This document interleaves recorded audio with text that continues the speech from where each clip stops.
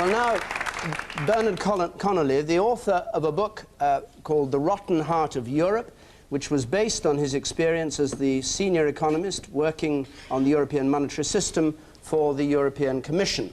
And Norman Lamont will question him first. Mr. Connolly, you were forced out of employment for the European Commission because you voiced your doubts about the European single currency. Isn't it the case that the European Commission just don't want to hear any criticism of this project whatsoever? And that is one of the great dangers. It's also the danger that throughout Europe, public opinion, as in Germany, is being ignored on this important subject. To quote the Wall Street Journal, I was sacked for talking sense about monetary union. Now, the last thing the Commission wants anyone to do is to talk sense about monetary union.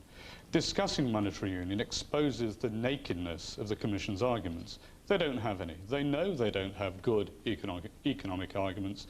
They prefer to spend hundreds of millions of EQ or pounds on propaganda. Wouldn't you agree that the single currency isn't an economic project at all? It's driven by politics. Very much so. One can't have the combination of a European single market, a European single currency, without a European government.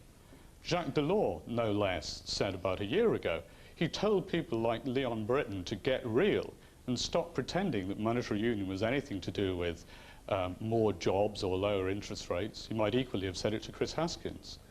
It's to do with creating a European superstate, an economic, political and military superpower, as Jacques Delors wrote. What will Europe look like in 10 years' time if the single currency goes ahead? It will have a weak and unstable currency which will push interest rates up throughout the European area. The European Central Bank will be a political football. Unemployment will be higher, taxes will be higher, government spending will be lower, pensions will be cut, electorates will feel they have no control over either their politicians or over policies. And that combination, I think, of economic distress and political despair must lead to everything that the advocates of European Union say they want to avoid: xenophobia, nationalism, a retreat from democracy, a retreat from free markets. Peter Sutherland. Is that last comment that you made, Mr. Connolly, the basis upon which you came to the conclusion that it could lead to war between France and Germany if there was a single currency? That was one comment you made in the Times. No, it wasn't. The people who've spoken about war between France and Germany are Helmut Kohl and Alain Juppé.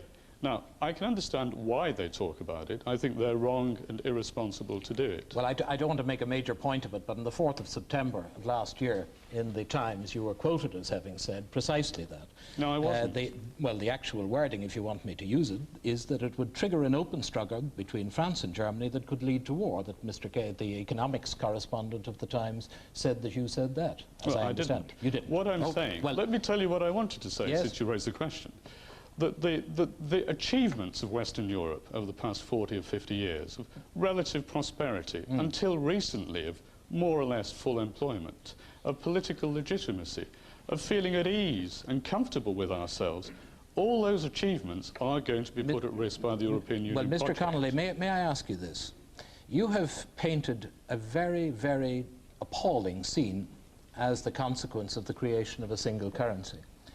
How do you explain the fact that in 1989, the 15 central bank governors, including the governor of the Bank of England, believed and stated their belief that this was necessary and desirable, that it was a desirable development to enhance the single market? How do you explain the fact that in the light of giving up sovereignty, as you've described it, virtually every country in the European Union, the governments have said that they want to do this? Do you suggest that all of these people, all of these eminent decision makers around Europe are all completely mad, that they have no idea as to where they're going, and that alone here, your voice, the voice of saving national sovereignty, is the voice of sanity, and that this is in some way a mad scheme that is, for some reason that you can't explain, anticipated and desired by many others? I certainly think it's a mad scheme.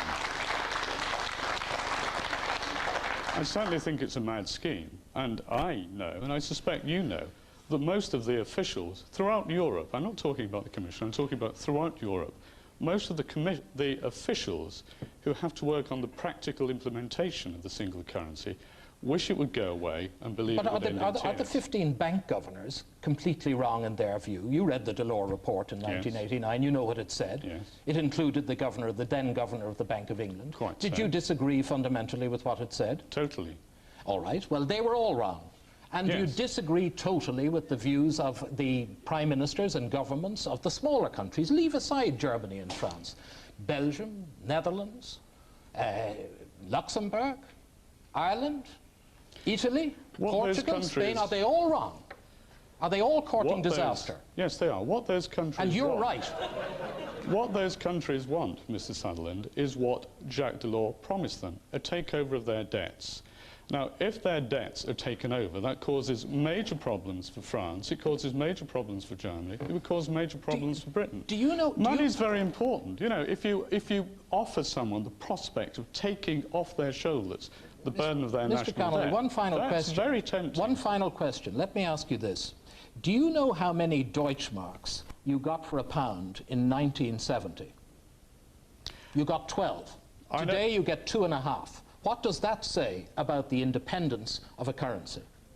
What that said was that during the 1970s in particular, during a period of socialism and corporatism, which I think your own bank does not feel is the most brilliant or glorious period in anyone's history, that British economic policy got badly out of control. British economic policy has been put back under control, as everyone here today has said. That control should not now be jeopardized through the adventure of a European single currency, which in technical terms cannot work. As Theo Weigel Mr. Connolly, I'm going to have to stop you said, there. Thank you very much indeed for coming. Thank you.